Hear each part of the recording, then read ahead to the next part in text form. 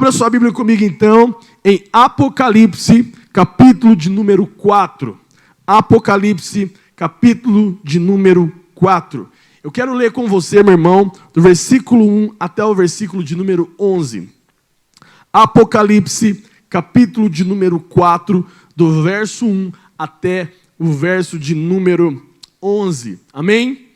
Então, se você encontrou, acompanhe comigo, a leitura diz o seguinte: depois dessas coisas, olhei, e diante de mim estava uma porta aberta no céu, e a voz que eu tinha ouvido no princípio, falando comigo como trombeta, disse: suba para cá, e eu lhe mostrarei o que deve acontecer depois dessas coisas.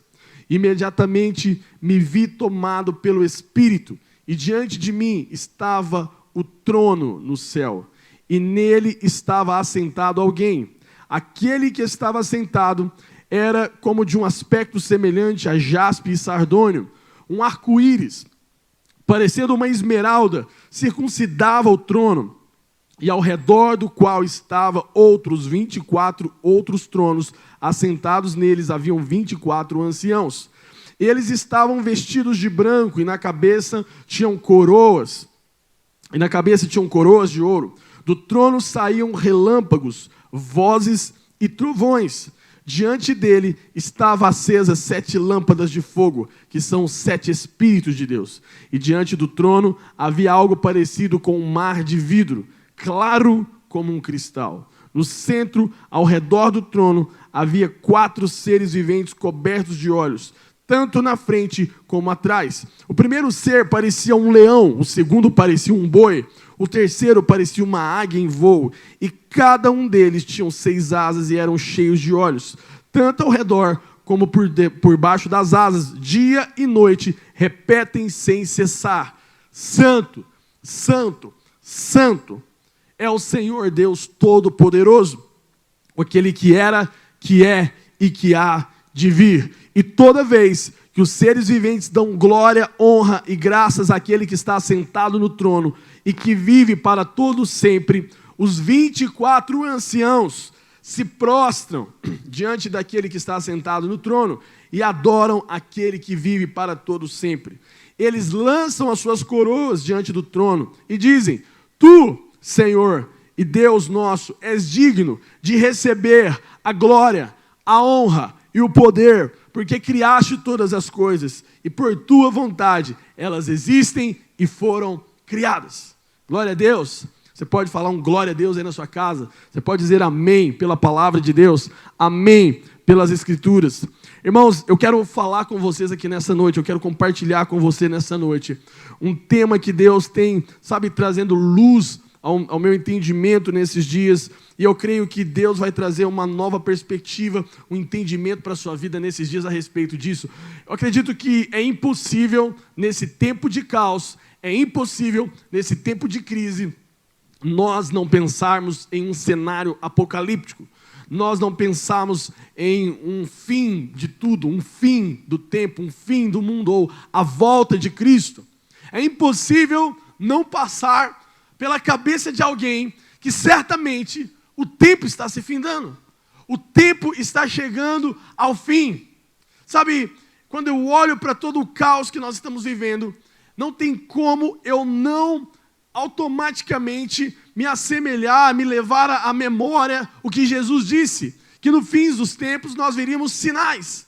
Nós veríamos algumas coisas que aconteceriam na terra que iam prescrever, que iam dizer sobre a volta de Jesus, sobre a volta do Filho de Deus.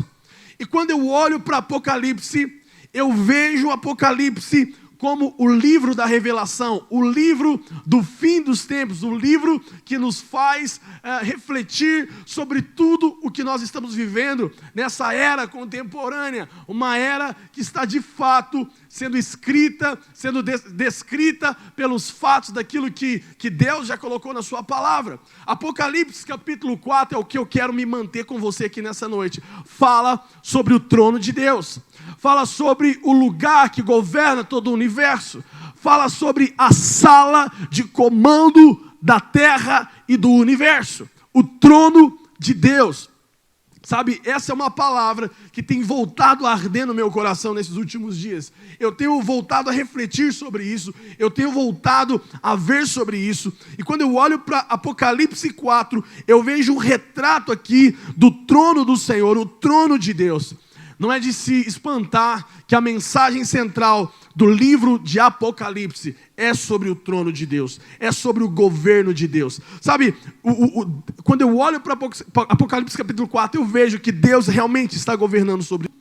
E o que isso tem a ver com a minha vida? O que isso tem a ver com a sua vida? Sabe, o destino da sua vida, o destino da igreja, o destino da terra, não está na mão dos homens, não está na mão dos impérios, dos intelectuais, dos poderosos, daqueles que têm dinheiro, não.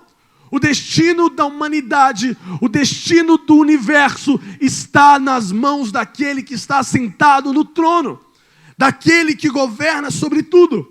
E João em Apocalipse capítulo 4, na ilha de Pátimos, ele tem uma revelação disso, quando ele vê no versículo 1, depois dessas coisas, versículo 1, eu olhei e diante de mim estava uma porta aberta no céu.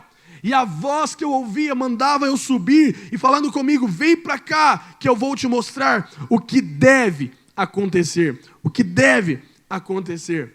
Sabe, João vê uma porta aberta no céu. O conhecimento futuro, irmão. O conhecimento do que vai acontecer.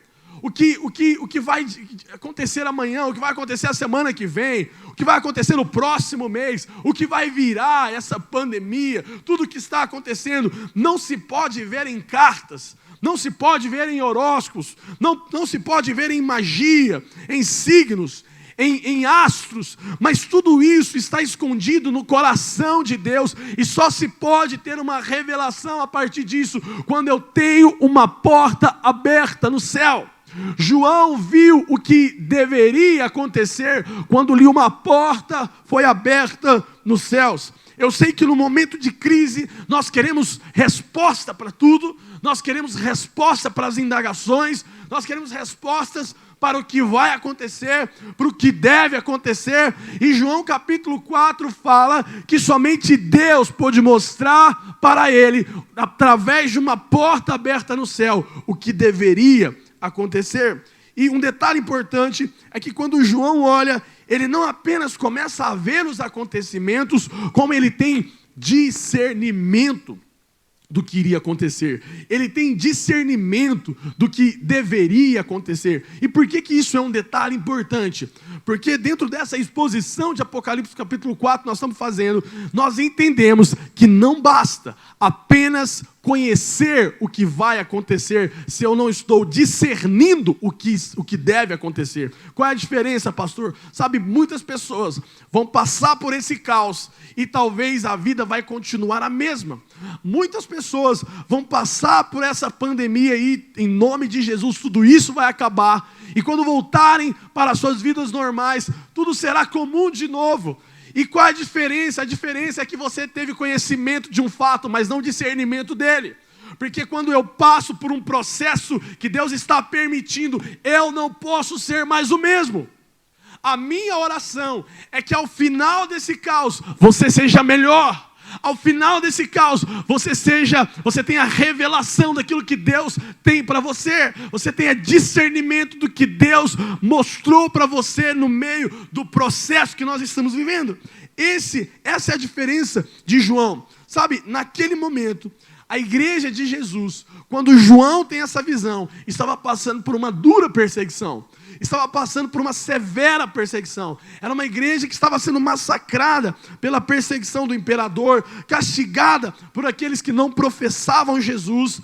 E é nesse momento que Deus abre uma porta no céu para que João visse tudo o que deveria acontecer. Ou seja, a experiência que João estava tendo não era para qualquer um e nem para qualquer lugar, mas era uma experiência espiritual e que deveria ser olhada numa perspectiva espiritual. Eu desafio você, meu irmão, a olhar para tudo que está acontecendo nesse tempo, a olhar para tudo que está acontecendo na terra, tudo que está acontecendo na sua vida, não numa perspectiva terrena, mas numa visão espiritual, numa perspectiva sobrenatural, numa perspectiva celestial. João é convocado a subir ao céu. E a Bíblia fala, e eu te mostrarei as coisas que devem acontecer. Olha o que Deus fala para João, e eu vou te mostrar as coisas que devem acontecer. Ou seja, não era uma suposição. Não era, talvez, eu vou ver o que vai, vamos ver lá, vou te mostrar, João, pode ser que isso vá acontecer. Não, Deus fala para João, eu vou mostrar para você as coisas que devem acontecer. Ou seja, o mundo não está ladeira abaixo, o mundo não está desgovernado, as coisas não estão fora do controle. João, eu vou te mostrar as coisas que devem acontecer, porque eu sei que vão, eu sei porque está tudo na minha mão. Meu irmão, eu desafio você a crer nessa noite que o mundo não está desgovernado. Eu desafio você a crer que a sua vida não está fora de controle. Deus está assentado no trono e Ele governa sobre tudo, sobre todos, e Ele detém todo o seu poder. Amém? Você pode falar um amém aí? Glória a Deus. Deixa eu te dizer uma coisa. Não entenda que Deus não sabe de nada. Deus não foi pego de surpresa, meu irmão. Deus não foi pego no susto com o caos que está acontecendo no mundo. Não. Ele detém todo o poder na sua mão. Ele detém toda a autoridade sobre ele. E no versículo 2, a Bíblia fala o seguinte, capítulo 4, verso 2 de Apocalipse. Imediatamente, João fala, eu me vi tomado pelo Espírito. E diante de mim estava o trono no céu, e nele estava assentado alguém. Olha que maravilhoso. João fala, diante de mim estava um trono no céu, e nele estava assentado alguém. Eu me vi sendo tomado, eu me achei em espírito. Sabe, João foi levado ao terceiro céu em espírito. Por quê? Porque fisicamente ninguém pode suportar a glória de Deus. Carne e sangue não resistem. Sabe, a Bíblia fala que carne e sangue não vão herdar o reino de Deus. Mas ele é levado em espírito. E agora já não são os seus olhos físicos, já não são os seus ouvidos físicos, mas é o seu espírito. O que João está vendo, então, pastor, quando ele sobe ali, sabe, ele vê alguém assentado. Diante de mim estava um trono e alguém estava assentado ali. Trono é lugar de governo. Trono é lugar de controle, trono é lugar de julgamento, trono é lugar de autoridade.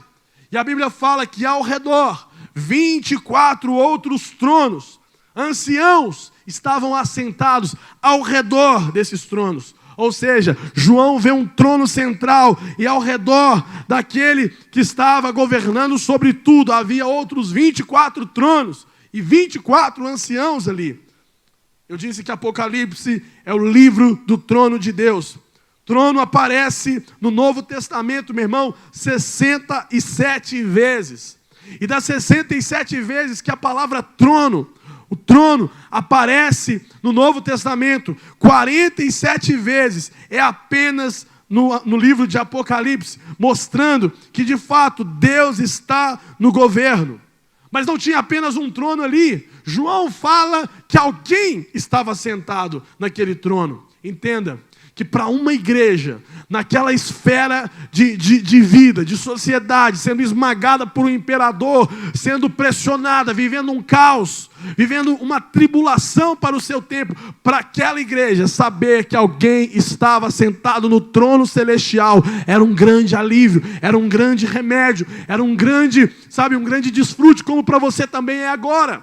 Deus está sentado no trono. João tem essa visão. É muito importante para mim e para você, nos momentos difíceis, entender de incerteza, de instabilidade, que não há um desgoverno. Deus está assentado no trono. Glória a Deus. Aleluia. Mas o interessante é que João, ele não vê Deus. Ele fala que alguém estava sentado no trono. Tinha alguém ali. João não fala, eu vi Deus ali assentado. Não, a princípio ele fala, alguém estava sentado no trono. Por quê? Porque não há nenhuma forma de Deus aqui, não há nenhum detalhe, porque Deus é indescritível. Sua semelhança é indescritível. E isso está bem claro em Êxodo capítulo 20, verso 4, quando a palavra de Deus fala: não farás para ti imagem de escultura, e nem alguma semelhança do que há em cima dos céus, e nem debaixo da terra, e nem nas águas. Por que Deus deixa claro isso em Êxodo 24? Porque não tem como descrever Deus. Uma vez que você descreve Deus, uma vez que você detalha Deus, Ele já não é mais Deus. Porque Deus é indescritível. Não podemos ditar e dizer como Deus é. Deus é indefinível. Ele é sublime. Na verdade, quando João olha para o trono, ele descreve o reflexo de Deus. O que ele consegue definir de Deus é que ele era semelhante ao aspecto da pedra de jaspe e de sardônio. E na linguagem bíblica, uma pedra de jaspe é uma pedra branca. Uma pedra branca, muito branca, que reflete abundância de luz, reflete abundância de clareza, e revelando que Deus é santo, é puro, porque Ele é luz. Mas a Bíblia fala também que Ele vê nesse aspecto de Deus, nesse detalhe, nesse reflexo, Deus como um sardônio, uma pedra de sardônio, e a pedra de sardônio, ela é vermelho como carmesim. A pedra de sardônio, então, retrata o juízo de Deus, mostrando através do reflexo de Deus em Apocalipse capítulo 4, que Deus, Ele é luz, Ele é santo, Ele é puro, mas esse mesmo Deus que é puro, santo, Ele também é justo, é juízo. Amém, meu irmão? Entenda uma coisa: do mesmo jeito que Deus é santo, Ele também é justo. Do mesmo jeito que Deus é puro, Ele também é juízo. Ele detalha algumas coisas a respeito do trono de Deus em Apocalipse 4.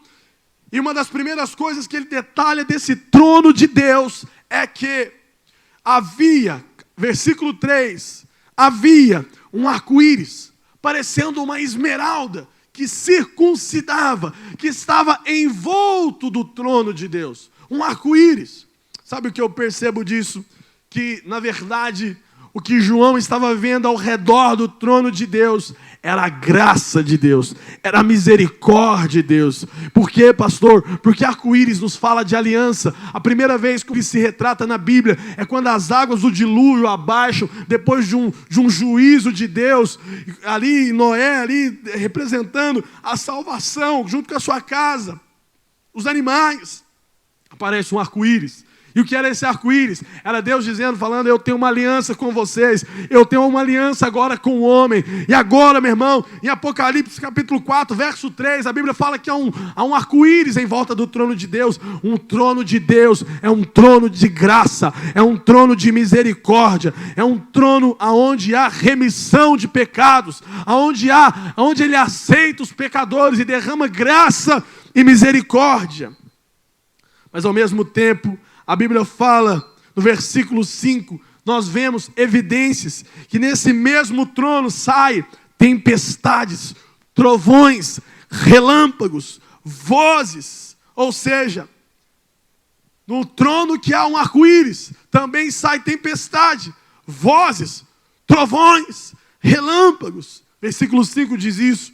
Agora o interessante, meu irmão, é que o arco-íris, ele vem antes da tempestade na Bíblia.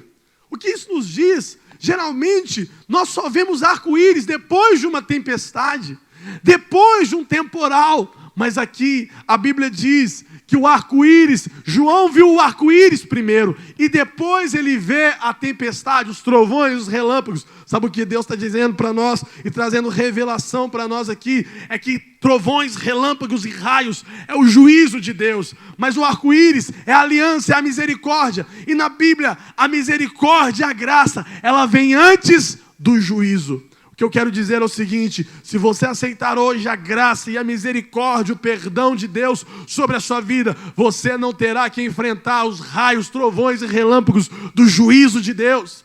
Mas se hoje você não der voz, você não der atenção e ouvido para a graça e a misericórdia que Deus quer derramar sobre a sua vida hoje, você terá que enfrentar então depois vozes, trovões e relâmpagos do juízo de Deus. Sabe, o trono de Deus é um trono de graça e misericórdia, mas também é um trono de juízo. É um trono de juízo. Para aqueles que confessaram Jesus como seu Salvador e foram lavados no sangue do Cordeiro, evidentemente verão a graça e a misericórdia. Mas aqueles que não deram ouvidos terão que enfrentar raios, relâmpagos e trovões do juízo de Deus. João está dizendo sobre o trono de Deus que não é simplesmente um trono passivo. Chegará um momento que o cálice irá transbordar. Chegará um momento que o cálice vai transbordar. E aí eu me lembro de Jesus lendo Isaías capítulo 61, isso mesmo. Jesus, quando ele entra na sinagoga e ele vai falar ali, ele vai fazer uma leitura, uma exposição da palavra da Bíblia.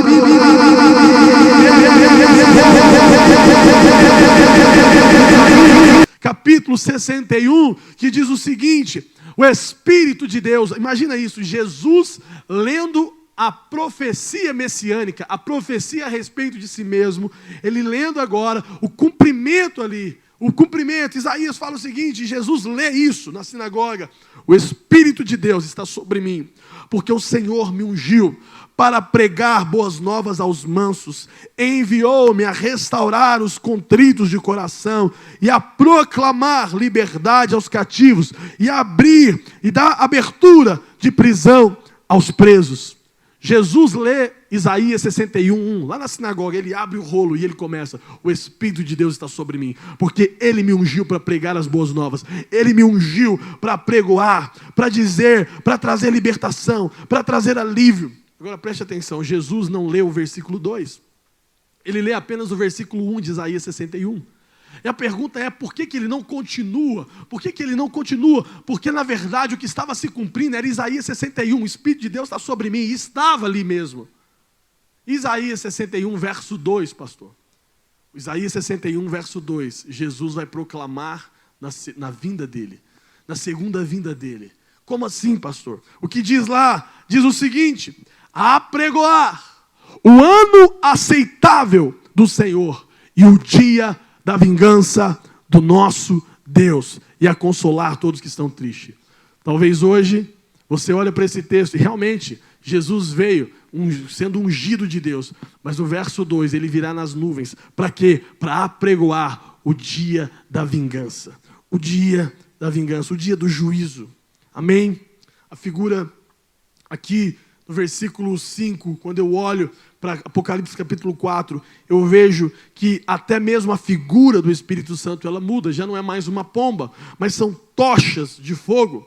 A Bíblia fala que o Espírito está revelado em tochas de fogo, ou seja, um cenário de batalha. Versículo 6, a Bíblia fala o seguinte: e também diante do trono havia algo parecido a um mar de vidro como cristal. Ou seja, diante do trono de Deus, um mar de vidro como um cristal. Por quê? Porque o trono de Deus é um trono de santidade, é um trono de transparência. Diante do trono de Deus não tem corrupção. Diante do trono de Deus não tem sujeira. Diante do trono de Deus não tem sentença comprada, não tem carta marcada. Diante do trono de Deus existe transparência. Diante do trono de Deus existe clareza. Irmãos, se existe algo que não há em Deus, é a sujeira, é a corrupção. Se há algo que não existe em Deus, é a falta de transparência. Ninguém pode comparecer diante desse trono dessa maneira. Deus não se associa com o que é errado. E é isso que João vê. A Bíblia fala que ele vê ao redor desse trono os 24 anciãos. Estão ali assentados diante do trono de Deus. E a Bíblia fala que esses 24 anciãos, eles se prostram, eles lançam suas coroas. O que são esses 24 anciãos, pastor, diante do trono de Deus? São os 12 patriarcas. Os 12 patriarcas. Os 12 apóstolos da igreja. Ou seja, ali está mostrando os 12 patriarcas, os 12 apóstolos da igreja, mostrando a completude da igreja na face da terra. A unidade, toda a igreja completa na face da terra. Ou seja, os 24 anciãos representam a igreja de Jesus na face da terra. E essa igreja agora reinando, assistindo diante do trono de Deus, ela devolve a sua coroa, toda a glória. Sabe, Cristo, Ele não quer apenas salvar você, mas Ele quer te dar um lugar de reino, um lugar de governo junto com Ele, sabe, um lugar de honra. Deus não tem o plano apenas de redimir você, mas Ele tem o plano de trazer governo sobre você, porque a Bíblia fala que Ele nos fez reis e sacerdócios. Reis e sacerdotes, ou seja, o trono de Deus é um lugar onde a igreja, ao redor desse trono, vai reinar com Cristo. E eu caminho aqui dizendo para você o seguinte: essa igreja que vai estar diante do trono de Deus, a Bíblia fala que esses 24 anciãos, eles tinham roupas brancas. Por que roupas brancas? Porque essa igreja é uma igreja justa. Essa igreja é uma igreja limpa, redimida, justificada no sangue do Cordeiro. Sabe, entenda uma coisa: a igreja que vai reinar com Jesus na glória, a igreja que vai reinar com o Senhor, é uma igreja justa, é uma igreja limpa, é uma igreja que se remiu no sangue do Cordeiro. Isso nos fala de justificação, de remissão. É essa igreja que está sentada, reinando e julgando na sua posição com Cristo. Ela tem coroa de ouro. Aqui a Bíblia fala que ela está devolvendo a sua coroa. E que coroa é essa? A Bíblia fala: todos aqueles que foram infiéis até a morte, dá-lhe-eis a coroa da vida. A igreja que é fiel, a igreja que não se dobrou, que não se corrompeu, que se manteve pura, é essa igreja que vai estar ao redor do trono. A Bíblia fala também, aqui no versículo 6 e 8, que havia ao redor desse trono 4 animais: o leão, o cordeiro, o boi, e havia a figura do homem. E o que isso representa? Eu creio que a força dos anjos, a força angelical, a força é o leão, o serviço, o boi, a inteligência, o homem e a agilidade, a águia. São os seres ministradores de Deus, os anjos do Senhor que assistem diante do trono de Deus, que estão aqui para nos ajudar o tempo todo. A Bíblia diz que o anjo do Senhor acampa ao redor daquele que o teme e o livra de todo mal. Sabe, eu entendo no versículo 8, que quando eles dizem ao Senhor: Santo, Santo, Santo é o Senhor Todo-Poderoso, aquele que era, que é e que há de vir, eles estão proclamando a majestade de Deus, repetindo dia e noite. É isso que nos aguarda, meu irmão. Eu caminho para o fim dizendo isso para você. É isso que nos aguarda.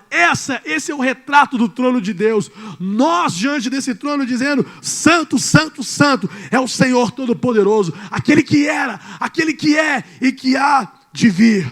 Apocalipse capítulo 4, verso 8, está trazendo uma definição do caráter de Deus. Ele é santo, santo, santo. Os anjos estão definindo isso. Os anjos estão enfatizando isso. E os anjos estão dizendo: absolutamente não há outro como Ele. Ele é santo. Você pode me perguntar: pastor, por que os anjos dizem que Ele é santo? Por que os anjos dizem somente isso, santo, santo, santo? Sabe por quê, meu irmão? Porque quando eles olham para Deus, eles não conseguem definir outra palavra a não ser dizer: Ele é santo, Ele é puro, Ele é poderoso, Ele é indefinível, Ele é santo. Essa é uma igreja que adora, como diz no versículo 9 e 10, uma igreja, a Bíblia fala que toda a igreja dará glória a Ele, honra a Ele, àquele que está sentado no trono. Por que eu falei sobre isso? Eu falei sobre isso nessa noite, sobre o trono de Deus, porque não existe outro lugar que nós estamos caminhando para estar, a não ser diante do trono de Deus. O trono de Deus. Sabe, entenda uma coisa. Hoje, Deus está oferecendo graça e misericórdia. Graça e remissão, justificação, perdão dos pecados. Hoje, Deus quer escrever o seu nome no livro da vida. Deus quer colocar você no livro daqueles que vão viver eternamente com Ele. Através de quê, pastor? Através do sacrifício de Jesus naquela cruz. Porque o trono de Deus, como eu disse, é um trono de graça e de misericórdia. Mas não se esqueça que o mesmo trono que exala graça e misericórdia, um arco-íris ao seu redor, é o trono que sai raios, trovões e relâmpagos. Porque do mesmo trono que é graça, também é um trono de juízo. Aqueles que não se dobraram diante da graça e da misericórdia, não se renderam diante dessa graça do Senhor, terão que enfrentar o duro juízo de Deus. O duro juízo de Deus. Por que eu estou dizendo isso? Porque você ainda está em tempo, meu irmão. Ainda há tempo sobre você. Ainda há tempo de se preparar para encontrar o trono de Deus. Ainda há tempo de você se preparar para estar diante do trono do Senhor. E a vontade dele é que você esteja ali, como igreja, sentada ao redor, reinando e governando com ele. E proclamando com os anjos, definindo, reafirmando e dizendo absolutamente: Santo, Santo, Santo é o Senhor Deus Todo-Poderoso, aquele que era, aquele que é e que há de vir. Eu faço um desafio a você, nesses tempos que nós estamos vivendo. Por que não dizer que são os últimos tempos? Faço um desafio a você, a se render à graça e à misericórdia de Deus. Porque existe perdão para os seus pecados. Existe remissão para os seus pecados. O plano de Deus é fazer você alguém salvo, remido, mas alguém também que vai reinar com Cristo na glória. Alguém poderoso. Alguém que entendeu o propósito de governo. É por isso que a igreja estava num trono ao redor do trono de Deus, porque Deus escolheu a igreja para governar. Deus escolheu a igreja para tomar uma posição de governo. Eu declaro sobre a sua vida que nesses tempos de caos, você como igreja de Jesus, você como igreja do Senhor nessa terra, vai governar, vai reinar sobre todo o caos. E quando olharem para você não haverá pânico, pelo contrário, se Ele está bem, se Ele está tranquilo, é porque Ele sabe que existe um Deus que está no trono. Você é a igreja de Jesus aonde você está. Brilha a sua luz. Eu quero terminar dizendo uma frase de Billy Graham. Eu convido ao Ministério de Adoração para me acompanhar. Billy Graham disse o seguinte: quando estava vivo ainda, Billy Graham disse a seguinte frase: eu li o final do livro e tudo vai ficar bem. Tudo vai ficar bem. Como que tudo vai ficar bem? Tudo vai ficar bem para aqueles que entenderam o propósito de Deus para a sua vida nessa terra. Para aqueles que se renderam e entregaram a sua vida para Jesus. Tudo vai ficar bem. Esse é o final do livro. Esse é o final do livro. Ele vence. Ele ganha. O Cordeiro venceu. Eu gostaria de convidar você agora a fechar os seus olhos aonde você está. A curvar a sua cabeça. E eu gostaria que nesse momento você entendesse que não estamos aqui apenas na frente de uma tela, que não existe entre eu e você apenas uma imagem, não. Talvez entre eu e você sim, mas da presença de Deus, ela transcende os lugares. Ele é onipresente, Ele está em todos os lugares, Ele está aí como Ele está aqui. E sabe o que eu creio? Que esses mesmos anjos, ministros de Deus, eles estão aí, como existem anjos aqui. Para que eles existem, Senhor, pastor? Para que o Senhor possa ordenar sobre a sua vida as bênçãos dEle, trazendo libertação, trazendo cura, trazendo transformação. E eu tenho certeza, Deus fala muito forte isso no meu coração aqui agora, que essa é uma noite de salvação. Essa é uma noite onde nomes serão escritos no livro da vida. Eu te convido nessa noite a voltar para Jesus. Eu te convido nessa noite a se entregar para Jesus. Não para uma religião, não para uma igreja, mas eu te convido a entregar-se para um relacionamento com Deus. E como que eu posso fazer isso, pastor? Acessando o trono da graça e da misericórdia através do sacrifício de Jesus. Qual é o caminho? Arrependimento. Arrependimento dos seus pecados. Confesse diante de Jesus agora os seus pecados. Feche os seus olhos onde você está. Se você quiser se ajoelhar, você pode se ajoelhar. Se você quiser levantar suas mãos, você pode levantar. Mas eu te convido agora a ficar livre diante de Deus e a receber aonde você está o toque do Espírito Santo. Com seus olhos fechados, eu quero orar por você agora. Pai, em nome de Jesus, eu quero agora, Senhor, entregar a vida dessa pessoa nas suas mãos. Repete comigo agora, por favor. Aonde você está, em alto e bom som, para que todos possam escutar. Repete comigo agora. Senhor Jesus, hoje eu entrego a minha vida nas suas mãos. Hoje eu entrego a minha vida diante do Senhor. Jesus, eu ouvi a sua palavra. Eu ouvi o que foi dito. E eu reconheço que o teu trono é um trono de graça e de misericórdia. Por isso, nesse momento, eu aceito o Senhor. Eu recebo o Senhor como suficiente, o único Salvador da minha vida. Eu não quero ter outro intermediador. Eu não quero ter outro acesso, outro caminho ao Senhor, ao trono de Deus, a não ser o sacrifício de Jesus. Fala comigo assim: escreve o meu nome no livro da vida e me faz reinar, viver eternamente com o Senhor.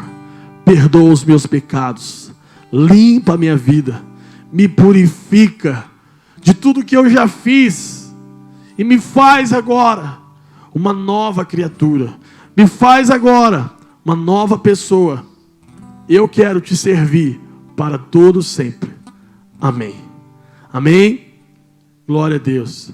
Se você acabou de fazer essa oração pela primeira vez na sua vida, declarando de fato, com convicção, que Jesus é o seu Salvador, ou se talvez você hoje está voltando para Jesus, você estava afastado dos caminhos do Senhor, perdido dos caminhos do Senhor, eu te convido a pegar o teu telefone, teu smartphone, e ir lá na bio do Instagram da IBVB Formiga, coloca lá IBVB Formiga, você vai entrar lá na bio, tem um link lá, você vai clicar nesse link e você vai acessar dentro de um grupo de WhatsApp. Que grupo que é esse, pastor? É um grupo que eu estou lá, é um grupo que os pastores estão lá.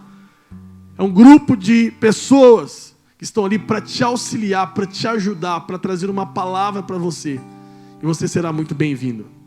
E antes de encerrar esse culto, eu quero orar por você que está doente.